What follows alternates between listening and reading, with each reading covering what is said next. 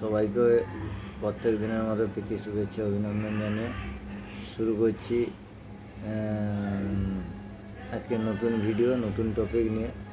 টপিকটা আগের দিনের সঙ্গে কোরিলেটেড। আগের দিন টপিকটা ছিল সৎ সাহস ও স্বীকার করা। তো পথের দিশা চ্যানেল আমার, প্লিজ চ্যানেলটিকে সাবস্ক্রাইব করবেন আর পাশের বেল আইকনটিতে ক্লিক করবেন নতুন নতুন ভিডিও দেখার জন্য।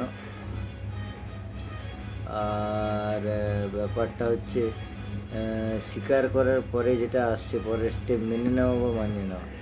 আপনি যখন স্বীকার করে নিজেকে সমর্পণ করে দেবেন, সমর্পণ মানে নিজেকে আত্মসমর্পণ করা, তারপরে মেনে নেওয়া মানিয়ে নেওয়া। এই যে ব্যাপারটা আসছে, যখন আপনি আপনার বাবার কাছ থেকে যখন একটা, ধরুন আমি বাবার কাছ থেকে 50 টাকা চুরি করেছেন, ওইটা যখন স্বীকার করবেন বাবার কাছে, বাবা কিন্তু আপনি তখন নিজেকে সমর্পণ করে দেবেন, মাথা নামিয়ে দেবেন বাবার কাছে।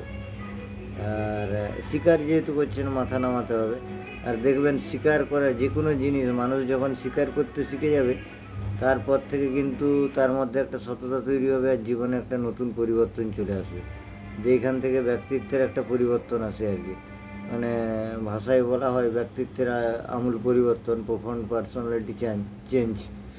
তো ওই জায়গা থেকে যখন আপনি সমর্পণ করবেন, বাবা কিন্তু আপনাকে মানে শাসন করবেন।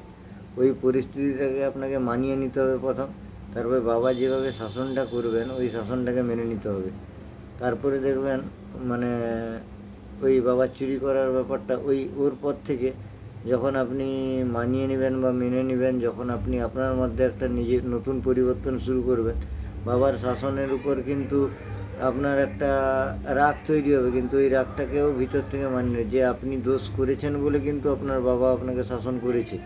তো ওই জায়গা থেকে আপনি যখন মেনে নিতে পারবেন যে বাবা শাসন করেছে, তো আর ওই জিনিসটা করবো না।